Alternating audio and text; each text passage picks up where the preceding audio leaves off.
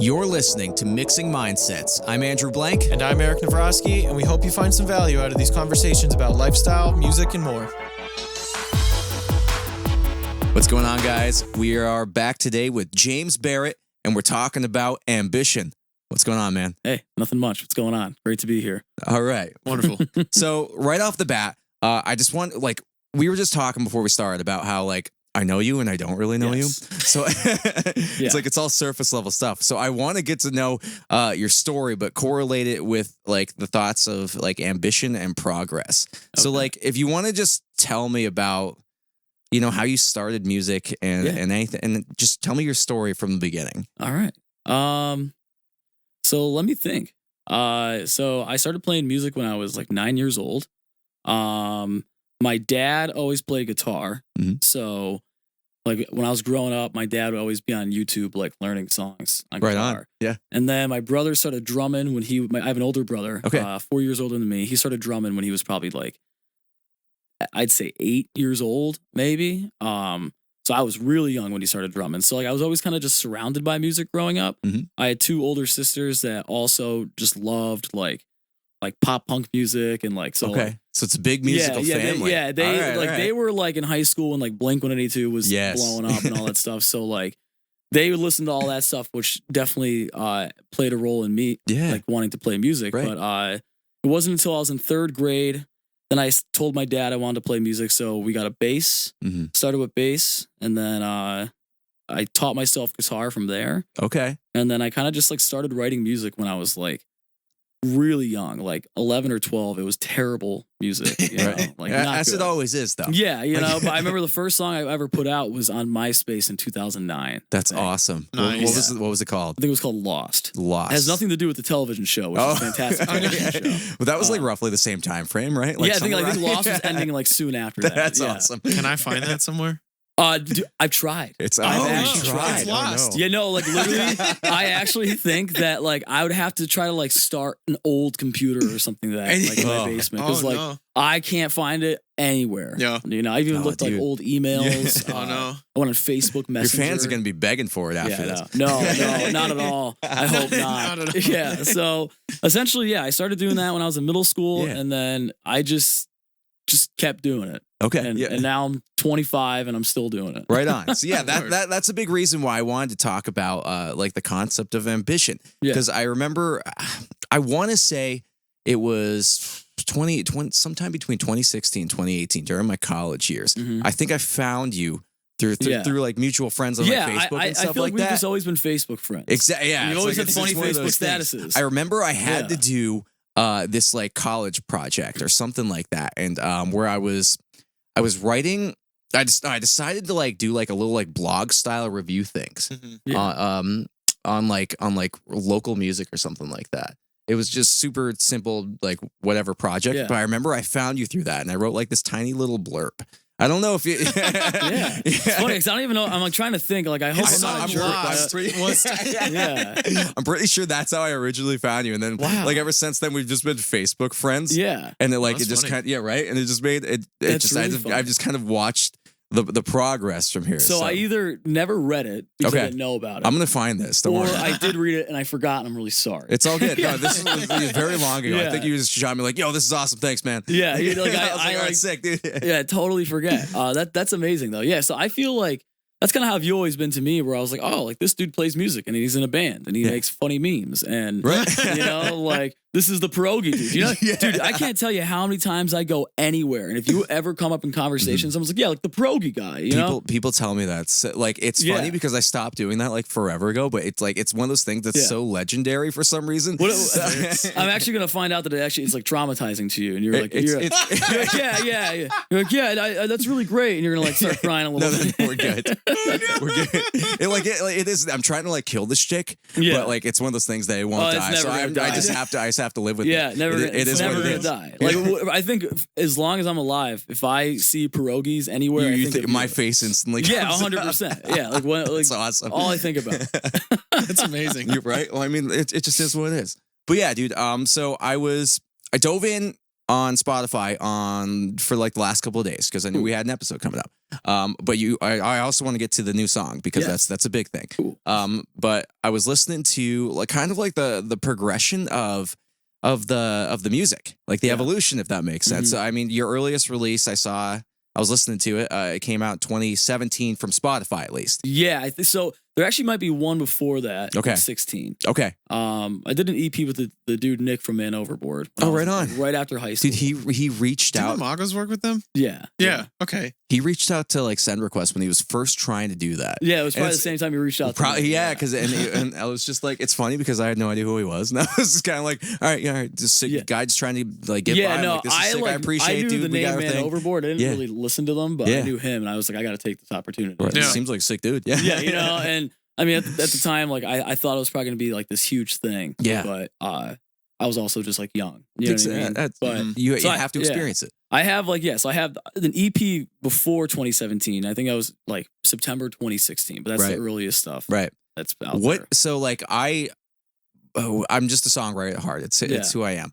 But you know, I listen to the music and I always try to pick up like, hey, what's like the source material? Like what like, so from what I gather, you seem like a very I don't want to say like emotionally driven or anything like that. You just seem like this. I'm an emotional person. Well, you seem like your heart's in the right place with everything you do, cool. and I really appreciate that type of songwriting as the listener. Very cool. Yeah, thank you. Absolutely.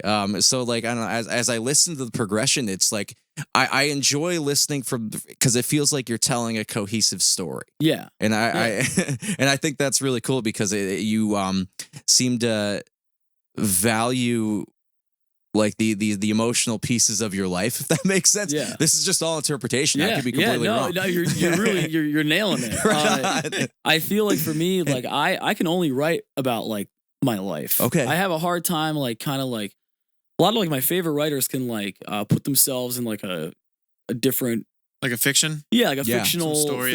Fictional story. And like for me, that's something I've always struggled with. Whereas like I could have a day that's just like, oh, today sucked. I could write about it, you know? And like from that point on, like it's just so easy for me to just tap into like my emotions, I feel like. So I feel like whatever emotion I'm feeling, I'm able to just tap into it quick and write about it. And just bring out the best version of it in listenable format. Yeah, and I also think too, just like expanding over the last few years, like by incorporating more instruments, like from going from like solo to full band with like a million things going on. Right.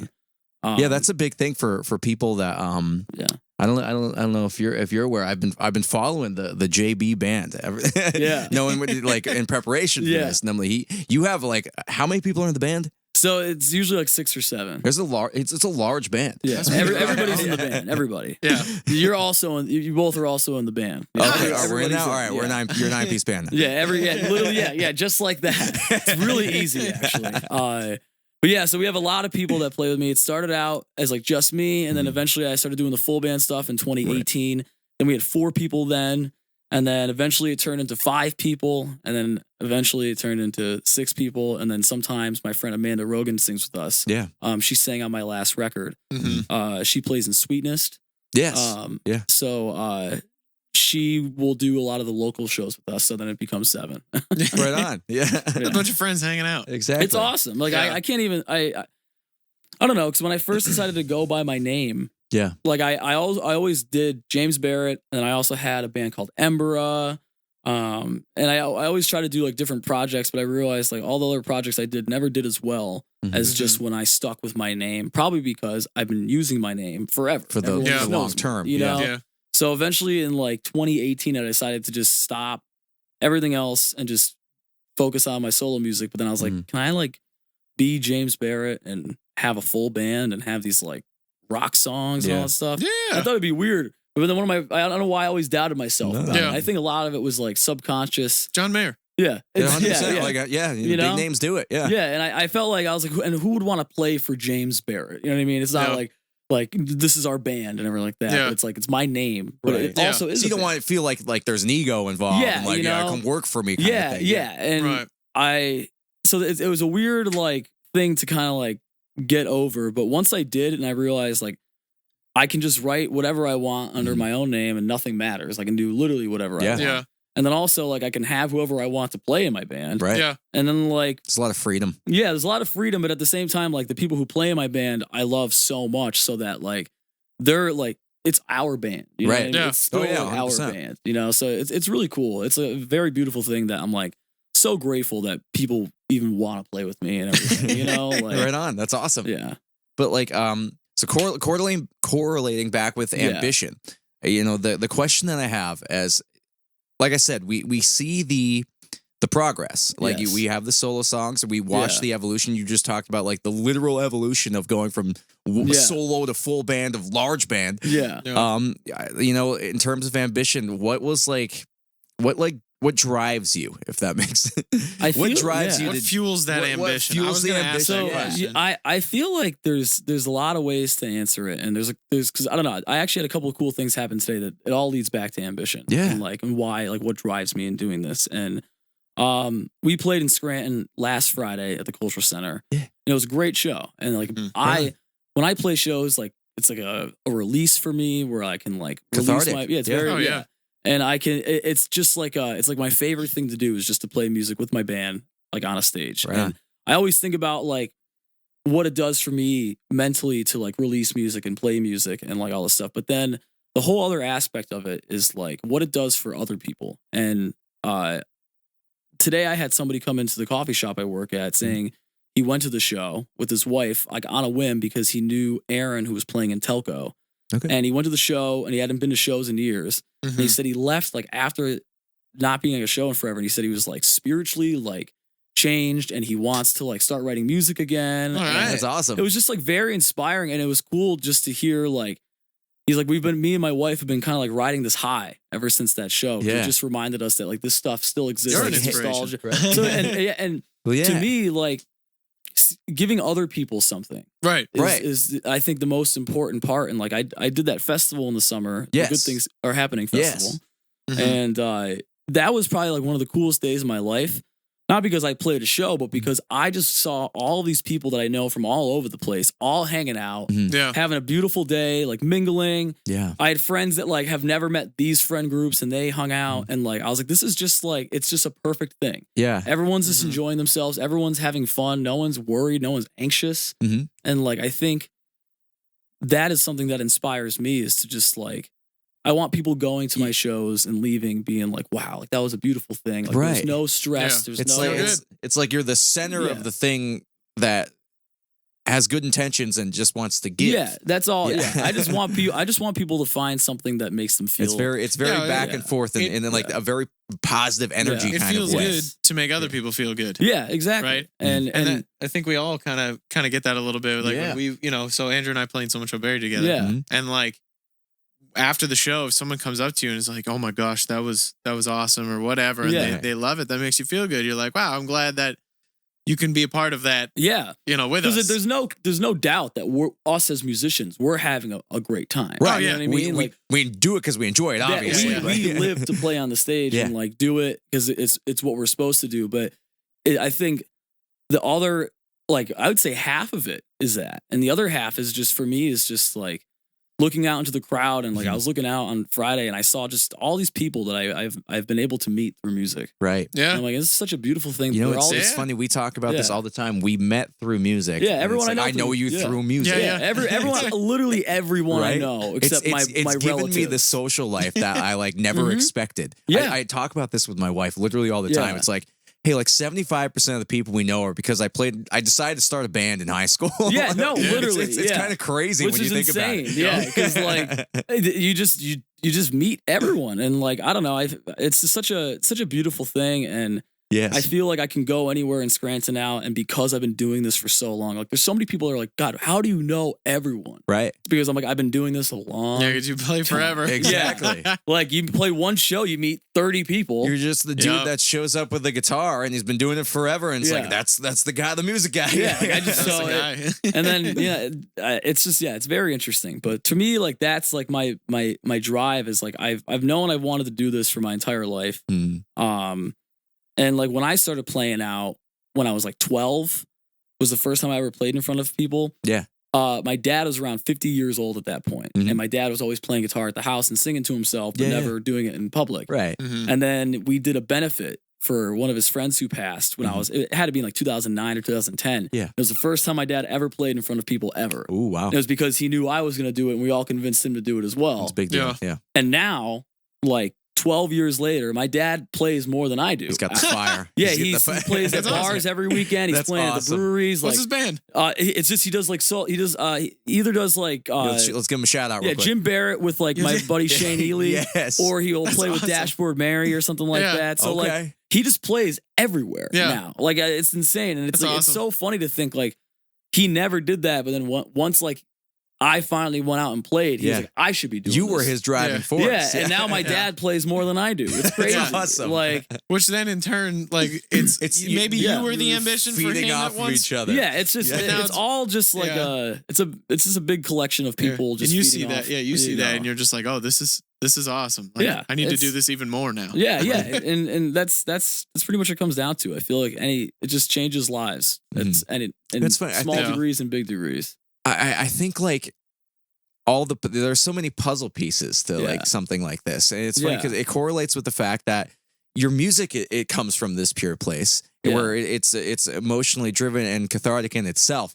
So to be able to take that as a physical product and put it in front of people is like, wow, they're experiencing all that emotion and in turn are giving all the emotion. Yeah. So like the nature of the music is a big part of it as well. Yeah. Like it's just the craziest thing. Like I feel like there's nothing like playing a show, especially like when it's like a Scranton show for me and like people know my music and like, some people were singing and it's just like, oh dude, that was one of the first times that I saw people like singing our lyrics. I'm like, is this really kind of like an earth-shattering moment? Yeah. It's like that guy actually cares enough. Sick. Because you know, like what it's like to remember somebody else's words. Exactly. Oh yeah. You know, and like and just to be on the opposite end of it, it's like it's a very like whoa moment. Yeah, it really is. And I just remember the first couple of times that's happened on my end. I just like feeling overwhelming gratitude. Yeah, and you're like the only thing you want to do is end the show and run up and be like,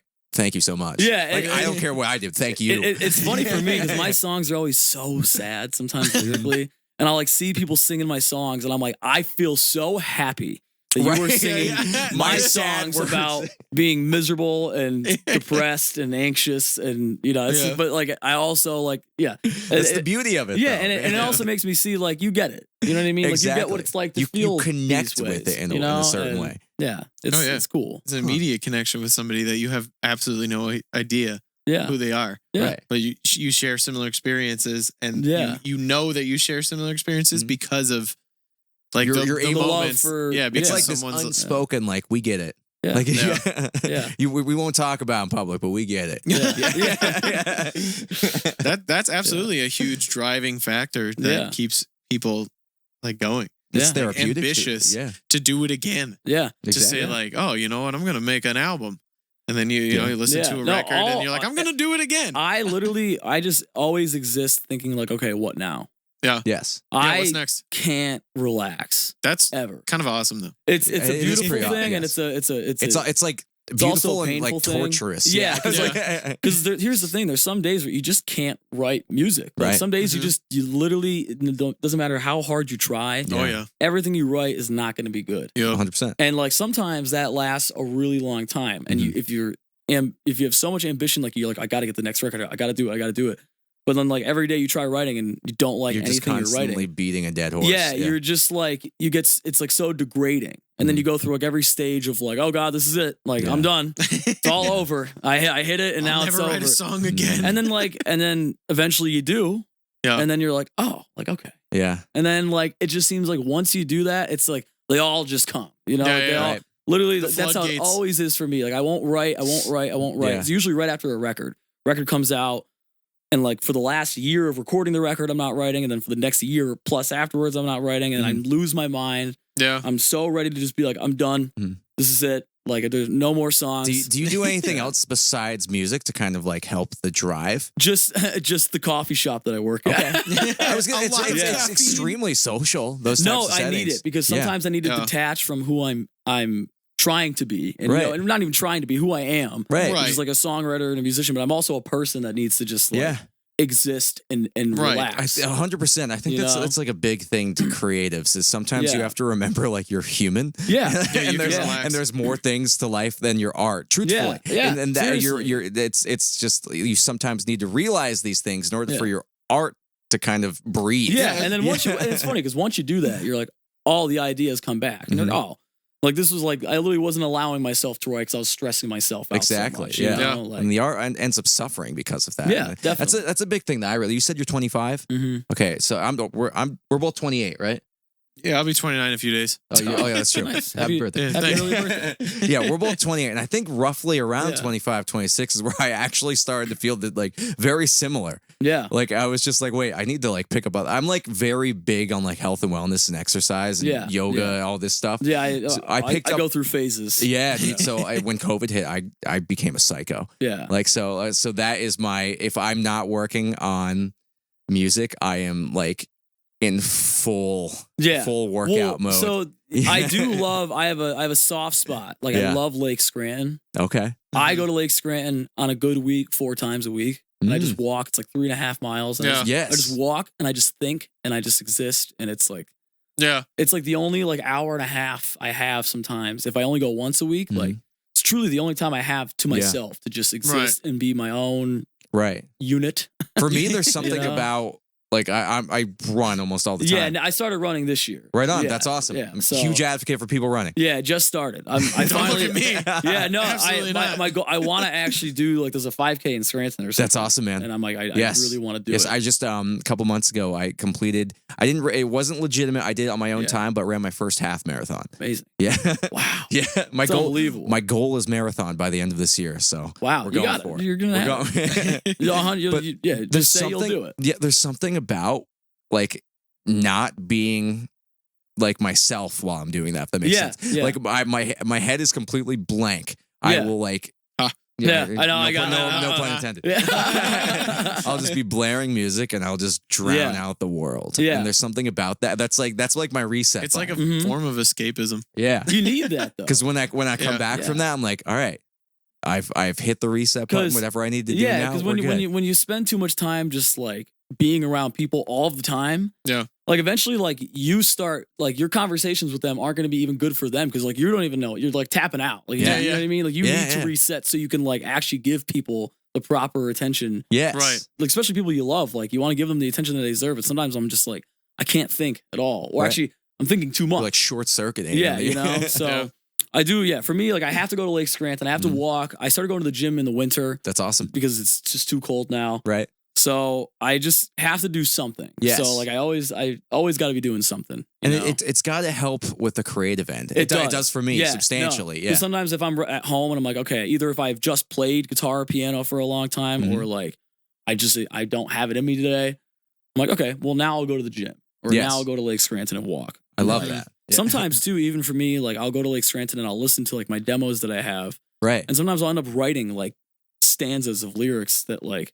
This is perfect. If I didn't go here, this wouldn't have existed now. So right, like hooks and stuff like that. Yeah. Like the melodies at least come to me if I'm like listening to like instrumentals or something. Yeah. So like sometimes I need that space because I just like. Well, I think it's when you go in with the intent of not doing it, and then it hits you.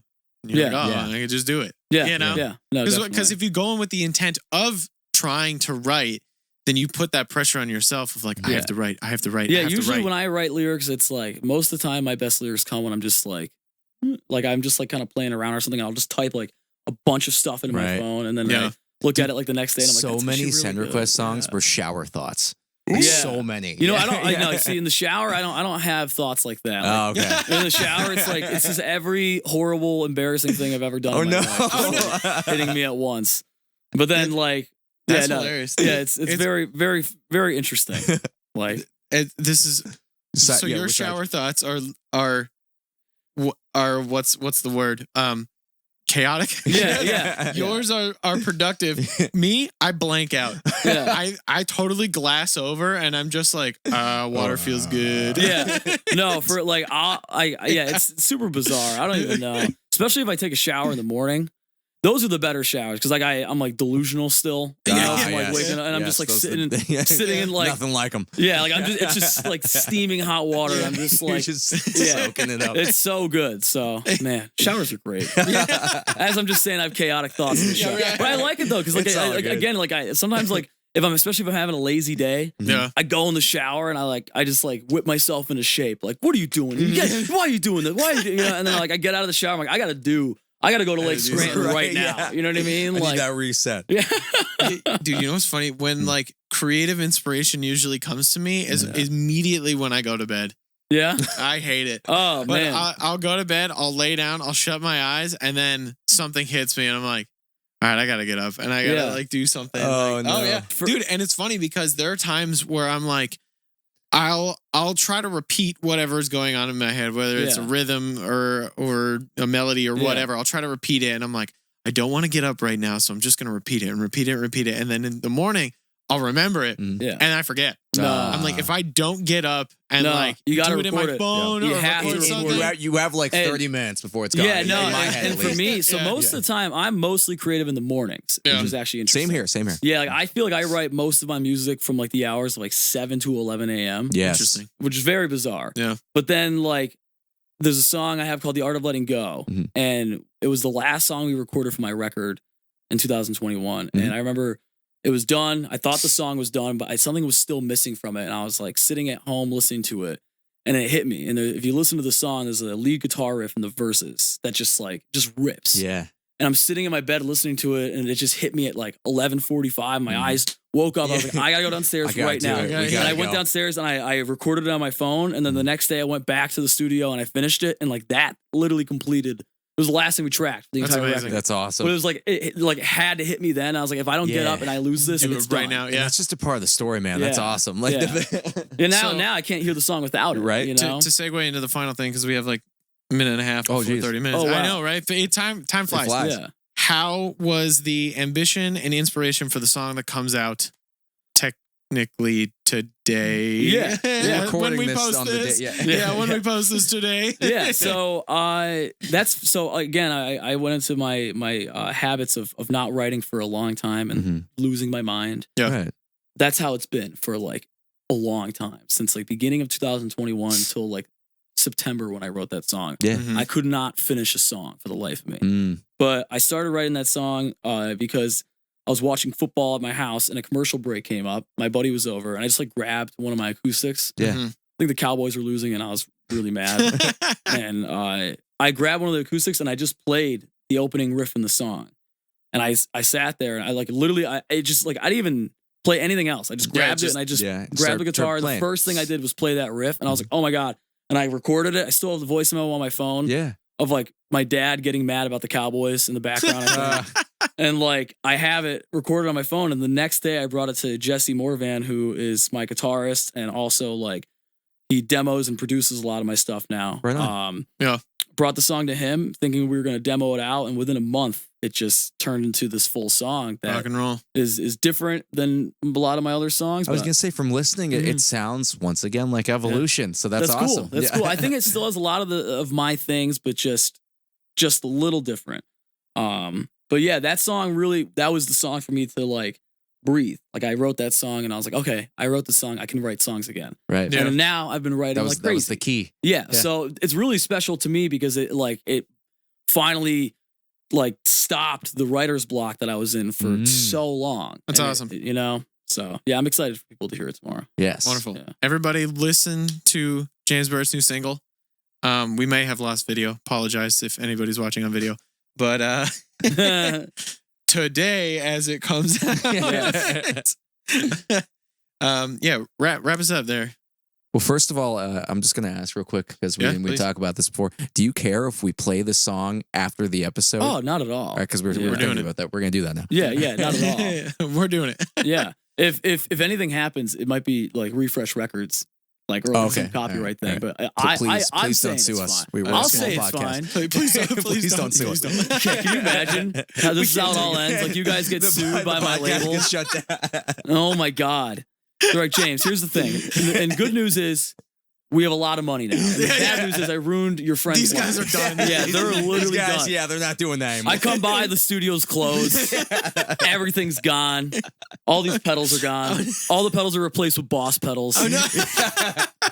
We'll give you this. Yeah, man. Do you have a social that you want to promote? Yeah, sure.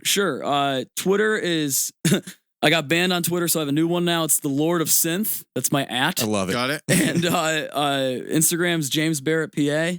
Wonderful. And then I'm just James Barrett on everything else, I think. So Word. Yeah. Word. So follow him, hit him up. Follow him, listen to him. The new stuff. Yeah. Thanks for having me. James, thank you so much. This was awesome. so fun. I'm glad I finally get to say I know you now. Right? You know? Check out the new song, Lovely. Yes. It is out today. Today.